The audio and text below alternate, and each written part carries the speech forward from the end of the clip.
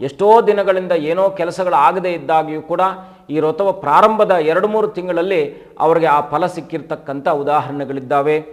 ಅತ್ಯಲ್ಪ ಪ್ರಮಾಣದಲ್ಲಿ ಸತ್ಯನಾರಾಯಣ ಸ್ವಾಮಿ ಪೂಜೆಯನ್ನು ಮಾಡಿರ್ತಕ್ಕಂಥ ಉದಾಹರಣೆ ನನ್ನ ಬದುಕಿನಲ್ಲೇ ಇದೆ. ಸಮಯೋಚಿತವಾಗಿ ಯಾವೆಲ್ಲ ಸಮಸ್ಯೆಗಳಿಗೆ ಬೇಕಾಗಿದ್ದಂಥ ಸಂದರ್ಭದಲ್ಲಿ ವ್ಯಾಪಾರಾಭಿವೃದ್ಧಿ, ಗಂಡ ಹೆಂಡತಿಯರ ಮಧ್ಯದಲ್ಲಿ ವೈಮನಸ್ಸುಗಳು, ಈ ರೀತಿಯಾದಂಥ ಸಂದರ್ಭಗಳಲ್ಲಿ ಮಹಾವಿಷ್ಣುವಿನ ಪೂಜೆಯನ್ನು ಅನುಷ್ಠಾನವನ್ನು ಮಾಡತಕ್ಕಂಥ ಪದ್ಧತಿ ಉಂಟು.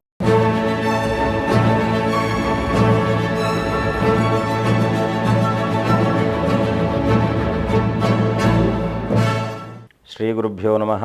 ಹೈಂ ಹ್ರೀಂ ಶ್ರೀಂ ಶ್ರೀಮಾತ್ರೇ ಲಲಿತಾಂಬಿಕಾಯೇ ನಮಃ. ಆತ್ಮೀಯರೇ, ಇವತ್ತಿನ ಕಾಲಮಾನದಲ್ಲಿ ಬಹಳ ಮುಖ್ಯವಾಗಿ ದೇವರ ಮೇಲೆ ನಮಗೆ ಅತೀವವಾದ ನಂಬಿಕೆ, ಜೊತೆಗೆ ಅತೀವವಾದ ಶ್ರದ್ಧೆ, ಅತೀವವಾದ ಭಕ್ತಿ, ಈ ಮೂರೂ ಕೂಡ ನಮ್ಮಲ್ಲಿದೆ. ಆದರೆ ಅಂಧಶ್ರದ್ಧೆ ಅಂತಕ್ಕಂಥದ್ದು ಕೂಡ ನಮ್ಮನ್ನು ಈ ಮೂರರಿಂದಲೂ ಕೂಡ ವಂಚನೆಯನ್ನು ಮಾಡ್ತಕ್ಕಂಥದ್ದಾಗುತ್ತೆ. ಏನು ಈ ಅಂಧಶ್ರದ್ಧೆ ಅಂದರೆ ಏನು? ಮುಖ್ಯವಾಗಿ ಏನಪ್ಪ ಅಂದರೆ ದೇವರಿಗೆ ಬೇಕಾಗಿರತಕ್ಕಂಥದ್ದು ಶ್ರದ್ಧೆ ಮತ್ತು ಭಕ್ತಿಯೇ ಹೊರತು ಅಂಧಶ್ರದ್ಧೆಯಲ್ಲ. ಅದರಲ್ಲೂ ಕೂಡ ದೇವರನ್ನು ನಾವು ಅನನ್ಯಾಶ್ಚಿಂತಯಂತೋ ಮಾಂ ಯೇ ಜನಾ ಪರ್ಯುಪಾಸತೆ ತೇಷಾಂ ನಿತ್ಯ ಯುಕ್ತಾನಾಂ ಯೋಗಕ್ಷೇಮಂ ವಹಾಮ್ಯಹಂ ಅಂತೇಳಿ ಕೃಷ್ಣ ಭಗವದ್ಗೀತೆಯಲ್ಲಿ ಸಾರಿ ಹೇಳಿದ್ದಾನೆ. ನನಗೆ ಯಾವ ವಿಧದಲ್ಲೂ ಕೂಡ ನನ್ನನ್ನು ನೀವು ನೋಡಬೇಡಿ. ನೀವು ನೋಡ್ತಕ್ಕಂಥದ್ದು ಯಾವ ಭಾವನೆಯನ್ನು ನೋಡಬೇಕಪ್ಪ ಅಂದರೆ ನಾನಿದ್ದೀನಿ ಅಂತಕ್ಕಂಥ ಭಾವನೆ ನಿಮ್ಮ ಮನಸ್ಸಲ್ಲಿ ಬಂದರೆ ಸಾಕು, ನಾನು ನಿಮ್ಮನ್ನು ನೋಡ್ಕೊಳ್ತೇನೆ ಅಂತಕ್ಕಂಥ ಆ ವಿಶ್ವಾಸವನ್ನು ತುಂಬಿದಂತಹ ಕೃಷ್ಣ ನಿಜರೂಪನಾಗಿ ಪ್ರತಿಯೊಬ್ಬರ ಬದುಕಿನಲ್ಲೂ ಕೂಡ ಕೃಷ್ಣಂ ಒಂದೇ ಜಗದ್ಗುರು ಅಂತೇಳಿ ಲೋಕವನ್ನು ಉದ್ಧರಿಸುವಂತಹ, ಲೋಕಕ್ಕೆ ಬೇಕಾಗಿರ್ತಕ್ಕಂಥ ಜ್ಞಾನಾದಿಗಳನ್ನು ಫಸಲಿಸುವಂತಹ ಕೆಲಸವನ್ನು ಮಾಡಿರತಕ್ಕಂಥವನೇ ಸಾಕ್ಷಾತ್ ಕೃಷ್ಣ ಪರಮಾತ್ಮ.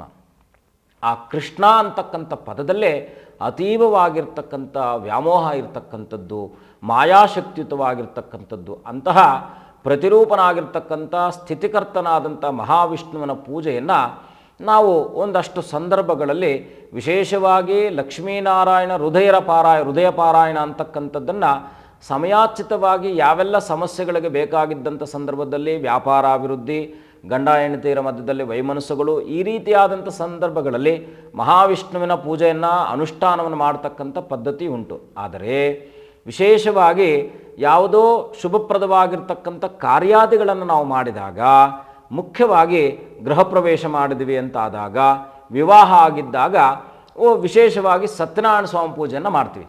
ಇದರ ತಾತ್ಪರ್ಯತೆ ಏನಪ್ಪ ಅಂದಾಗ, ಮುಖ್ಯವಾಗಿ ಆ ಮನೆಯಲ್ಲಿ ಯಾವುದೋ ಒಂದು ದೈವಿಕವಾಗಿರ್ತಕ್ಕಂಥ ಕೆಲಸವು ನಡೆದಾಗ ದೇವರ ಪ್ರೇರಣೆ ಅಥವಾ ದೇವರ ಪ್ರಾರ್ಥನೆ ಅಂತಕ್ಕಂಥದ್ದು ಕೇವಲ ನಮಗೆ ಮಾತ್ರ ಸೀಮಿತವಾಗಿರಬಾರ್ದು.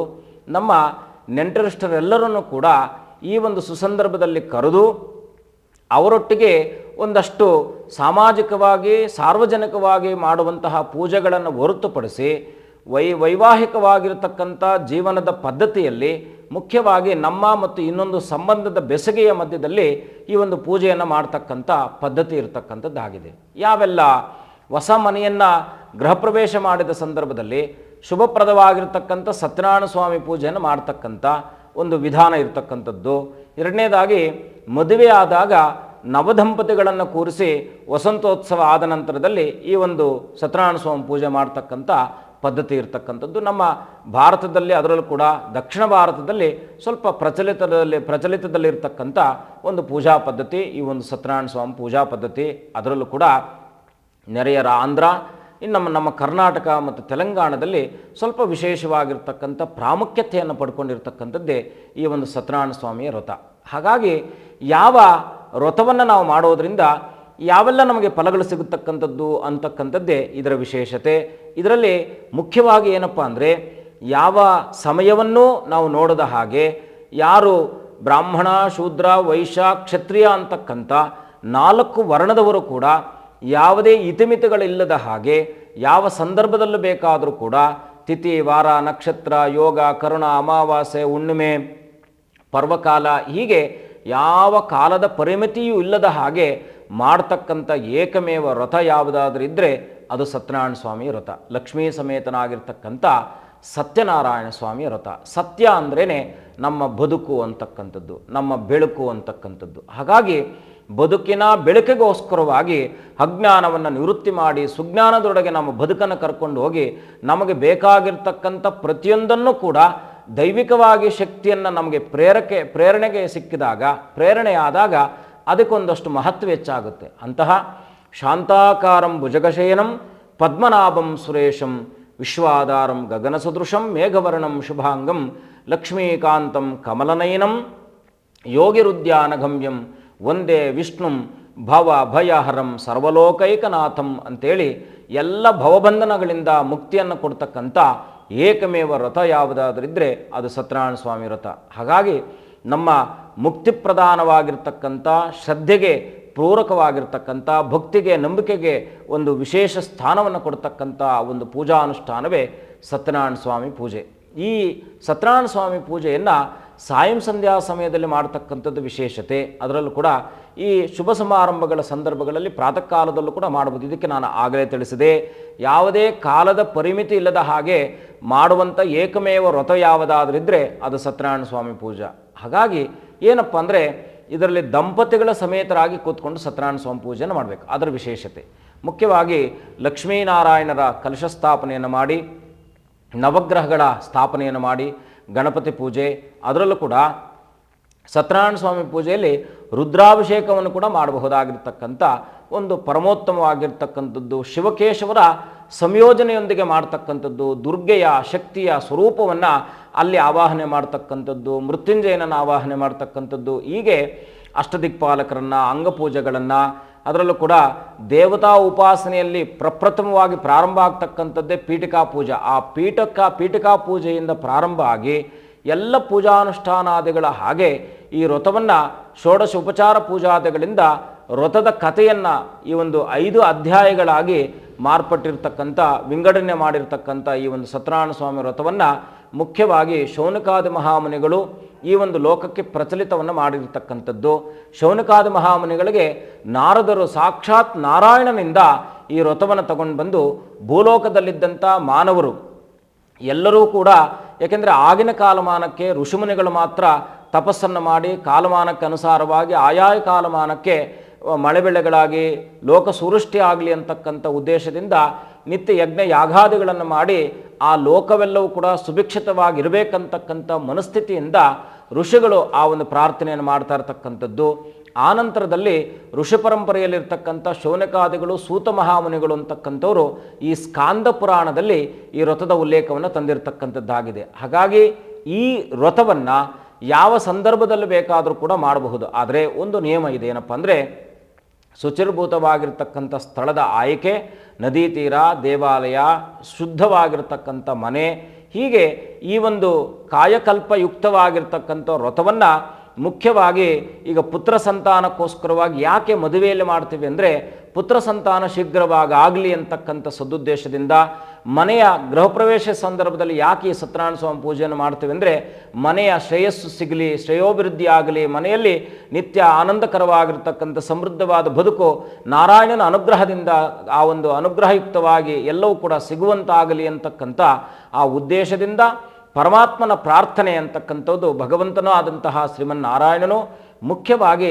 ನಮ್ಮ ಬದುಕಿನ ಧ್ಯೇಯೋದ್ದೇಶಗಳನ್ನು ಪೂರೈಸುವಂತಹ ದೇವತೆ ಆಗಿರುವುದರಿಂದ ನಾರಾಯಣನ ಪ್ರಾರ್ಥನೆ ಅತ್ಯಂತ ಶ್ರೇಷ್ಠವಾಗಿರ್ತಕ್ಕಂಥದ್ದು. ಹಾಗಾಗಿ ಮನೆಯಲ್ಲಿ ವರ್ಷಕ್ಕೊಮ್ಮೆ ಆದರೂ ಕೂಡ ಈ ವ್ರತವನ್ನು ಮಾಡಿ, ಮುಖ್ಯವಾಗಿ ಬ್ರಾಹ್ಮಣರ ಉಪಾಸನೆ ಬರುತ್ತೆ, ಉಪಾಯದಾನ ಬರುತ್ತೆ, ಅದರಲ್ಲೂ ಕೂಡ ಭಗವಂತನಿಗೆ ಅತ್ಯಂತ ಪ್ರೀತಿಪಾತ್ರವಾಗಿರ್ತಕ್ಕಂಥ ಸಪಾದ ಭಕ್ಷ್ಯ ಅಂತಕ್ಕಂಥದ್ದು ಸಜ್ಜಿಗೆ, ಇದನ್ನು ಮುಖ್ಯವಾಗಿ ಅತ್ಯಂತ ಮಂಗಳಮಯವಾಗಿರ್ತಕ್ಕಂಥ ದ್ರವ್ಯಾದಿಗಳನ್ನು ಹಾಕಿ ಸಿದ್ಧಪಡಿಸಿದಂತಹ ಸಪಾದ ಭಕ್ಷ್ಯವನ್ನು ಸಪಾದ ಅಂದರೆ ಅದಕ್ಕೆ ಮತ್ತೊಂದು ಪದ ಇಲ್ಲ ಅಂತಕ್ಕಂಥದ್ದು. ಅಮೃತಕ್ಕೆ ಮತ್ತೊಂದು ಸಮಾನವಾದ ಯಾವ ಅಮೃತವೋ ಹೇಗೆ ಇಲ್ಲವೋ ಹಾಗೆ ಬೆಳಕಿಗೆ ಯಾವುದು ಸಮಾನವಾದ ಮತ್ತೊಂದು ಬೆಳಕಿಲ್ಲವೋ, ಸೂರ್ಯನಿಗೆ ಸಮಾನವಾದ ಹೇಗೆ ಮತ್ತೊಂದು ಸೂರ್ಯನಿಲ್ಲವೋ, ಚಂದ್ರನಿಗೆ ಸಮಾನವಾದ ಹೇಗೆ ಚಂದ್ರನಿಗೆ ಸಮಾನವಾದ ಮತ್ತೊಂದು ಚಂದ್ರನಿಲ್ಲವೋ, ಭೂಮಿಗೆ ಸಮಾನವಾದ ಮತ್ತೊಂದು ಭೂಮಿ ಇಲ್ಲವೋ, ನೀರಿಗೆ ಸಮಾನವಾದ ಮತ್ತೊಂದು ನೀರಿಲ್ಲವೋ, ಯಾವ ವಸ್ತುವಿಗೆ ಪ್ರತಿರೂಪವಾಗಿರ್ತಕ್ಕಂಥ ವಸ್ತು ಇಲ್ಲ ಅಂತಕ್ಕಂಥದ್ದು ಆಗಿಯೇ ಈ ಒಂದು ಸತ್ಯನಾರಾಯಣ ಸ್ವಾಮಿ ಪೂಜೆಯ ಮಹತ್ವ. ಅಂತಹ ಪರಿಪೂರ್ಣವಾಗಿರ್ತಕ್ಕಂಥ ಈ ವ್ರತವನ್ನು 4 ವರ್ಷಗಳ ಕಾಲ ಆಚರಣೆಯನ್ನು ಮಾಡಿ ಆದಿಯಲ್ಲಾಗಲಿ ಮಧ್ಯದಲ್ಲಾಗಲಿ ಉದ್ಯಾಪನೆಯನ್ನು ಮಾಡುವಂತಹ ಒಂದು ಪದ್ಧತಿ ಇರತಕ್ಕಂಥದ್ದು. ಇದರಲ್ಲಿ ಅಂಗಧ್ವಜನೆಂಬ ರಾಜ, ಉಲ್ಕಮುಖನೆಂಬ ರಾಜ, ಮತ್ತು ಆ ವೈಶ್ಯರು, ಹೀಗೆ ಬ್ರಾಹ್ಮಣರು ಎಲ್ಲ ವರ್ಗದವರು ಕೂಡ ಆಯಾಯ ದಾರಿದ್ರ್ಯತೆ ನಿವಾರಣೆಗೋಸ್ಕರವಾಗಿ, ಸಂತಾನ ಅಪೇಕ್ಷೆಯುಕ್ತವಾಗಿ ಮತ್ತು ವಿಶೇಷವಾಗಿ ಭಗವಂತನ ಶಕ್ತಿಯನ್ನು ಜಗತ್ತಿಗೆ ಪರಿಚಯಿಸುವ ಹಾಗೆ ಈ ವ್ರತದ ನಿಯಮವನ್ನು 5 ಕಥೆಗಳಲ್ಲಿ ನಿರೂಪಣೆ ಮಾಡಿರ್ತಕ್ಕಂಥ ವಿಶೇಷತೆ ಅತ್ಯದ್ಭುತವಾಗಿರ್ತಕ್ಕಂಥದ್ದಾಗಿದೆ. ಹಾಗಾಗಿ ಇದನ್ನು ವಿಜೃಂಭಣೆಯಿಂದ ಮಾಡಬೇಕಂತಕ್ಕಂಥದ್ದೇನಿಲ್ಲ. ಪ್ರತಿ ಹುಣ್ಣಿಮೆ ದಿವಸ ಒಂದು ಸಣ್ಣದಾಗಿರ್ತಕ್ಕಂಥ ಚಿತ್ರಪಟವನ್ನಿಟ್ಟು 2 ತೆಂಗಿನಕಾಯಿ, ಇದರಲ್ಲಿ ಮುಖ್ಯವಾಗಿ 5 ತೆಂಗಿನಕಾಯಿ ನೋಡಿದು ಮಂಗಳಾರತಿ ಮಾಡಬೇಕಂತಕ್ಕಂಥ ಪದ್ಧತಿ ಉಂಟು. ಆದರೂ ಕೂಡ ಸಪಾದ ಭಕ್ಷ್ಯವನ್ನು 5 ಭಾಗಗಳನ್ನು ಮಾಡಿ ಒಂದು ಸಣ್ಣದಾಗಿ, ಅಂದರೆ ಅತ್ಯಲ್ಪ ಪ್ರಮಾಣದಲ್ಲಿ ಸತ್ಯನಾರಾಯಣ ಸ್ವಾಮಿ ಪೂಜೆಯನ್ನು ಮಾಡಿರ್ತಕ್ಕಂಥ ಉದಾಹರಣೆ ನನ್ನ ಬದುಕಿನಲ್ಲೇ ಇದೆ. ಹಾಗಾಗಿ ಅಂತಹ ಪರಮ ಪವಿತ್ರವಾಗಿರ್ತಕ್ಕಂಥ ಈ ಒಂದು ಸತ್ಯನಾರಾಯಣ ಸ್ವಾಮಿ ವ್ರತವನ್ನು ಯಾರು ಜಾತಕದಲ್ಲಿ ಬಹಳ ಮುಖ್ಯವಾಗಿ ವ್ಯಾಪಾರದಲ್ಲಿ ವೃದ್ಧಿ ಇಲ್ಲ, ಮನೆಯಲ್ಲಿ ಸಾಮರಸ್ಯದ ಕೊರತೆ ಇದೆ, ಮಕ್ಕಳು ಸರಿಯಾಗಿ ಮಾತನ್ನು ಕೇಳ್ತಾ ಇಲ್ಲ, ಮನೆಯಲ್ಲಿ ಆರೋಗ್ಯದ ಸಮಸ್ಯೆ ಇದೆ ಅಂತಕ್ಕಂಥವ್ರು ಬಹಳ ವಿಶೇಷವಾಗಿ ಸಂಕಲ್ಪವನ್ನು ಮಾಡಿಕೊಂಡು ಸಂಕ್ಷಿಪ್ತವಾಗಿ 1 ಮೊಳ ಹೂವು, 1 ಮೊಳ ತುಳಸಿ, 1 ಮೊಳ ಹೂವನ್ನು ಹಾಕಿ ಭಗವಂತನನ್ನು ಅನನ್ಯವಾಗಿ ಪ್ರಾರ್ಥನೆ ಶ್ರದ್ಧಾಭಕ್ತಿಯಿಂದ ಯದ್ಭಾವಂ ತದ್ಭವತಿ, ಶ್ರದ್ಧೆಯಿಂದ ಭಕ್ತಿಯಿಂದ ಈ ಪೂಜೆಯನ್ನು ಮಾಡಿ ಭಗವಂತನನ್ನು ಅನನ್ಯವಾಗಿ ಪ್ರಾರ್ಥನೆ ಮಾಡಿ, ನಾನು ನಿರೂಪಣೆ ಮಾಡಿ ತುಂಬ ಜನಕ್ಕೆ ಈ ಒಂದು ವ್ರತವನ್ನು ಮಾಡಲಿಕ್ಕೆ ಹೇಳಿದ್ದೇನೆ. ಸಾಕಷ್ಟು ಮಂದಿ ಇದರಿಂದ ಉತ್ತಮವಾಗಿರ್ತಕ್ಕಂಥ ಮಂಗಳಮಯವಾಗಿರ್ತಕ್ಕಂಥ ಫಲಗಳನ್ನು, ಎಷ್ಟೋ ದಿನಗಳಿಂದ ಏನೋ ಕೆಲಸಗಳಾಗದೇ ಇದ್ದಾಗಿಯೂ ಕೂಡ ಈ ವ್ರತವ ಪ್ರಾರಂಭದ 2-3 ತಿಂಗಳಲ್ಲಿ ಅವರಿಗೆ ಆ ಫಲ ಸಿಕ್ಕಿರ್ತಕ್ಕಂಥ ಉದಾಹರಣೆಗಳಿದ್ದಾವೆ. ಹಾಗಾಗಿ ಈ ವ್ರತವನ್ನು ಶ್ರದ್ಧಾ ಭಕ್ತಿಯಿಂದ ಹುಣ್ಣಿಮೆ, ಪರ್ವಕಾಲ, ಸಂಕ್ರಮಣಗಳಿಗೆ ಬಹಳ ವಿಶೇಷತೆ, ಜೊತೆಗೆ ನದಿ ತೀರದಲ್ಲಿ ಮಾಡತಕ್ಕಂಥ ವ್ರತವ ಅತ್ಯಂತ ಶುಭಪ್ರದವಾಗಿರ್ತಕ್ಕಂಥದ್ದಾಗಿದೆ. ಹಾಗಾಗಿ ಈ ವ್ರತದ ನಿಯಮವನ್ನು ತಿಳಿದುಕೊಂಡು ಅನನ್ಯವಾಗಿ ಶ್ರದ್ಧಾಭಕ್ತಿಯಿಂದ ನಿಮ್ಮ ಲೌಕಿಕವಾಗಿರ್ತಕ್ಕಂಥ ವ್ಯಾವಹಾರಿಕ ವಿಚಾರಾದಿಗಳನ್ನು ಬದಿಗೊತ್ತಿ ಶ್ರದ್ಧಾಭಕ್ತಿಯಿಂದ ಈ ವ್ರತವನ್ನು ಆಚರಣೆ ಮಾಡಿದ್ದೆ ಆದರೆ ಖಂಡಿತ ನೀವು ಅಂದುಕೊಂಡ ಹಾಗೆ ಎಲ್ಲ ಫಲಗಳು ನಿಮಗೆ ಸಿಗ್ತಕ್ಕಂಥದ್ದಾಗುತ್ತೆ.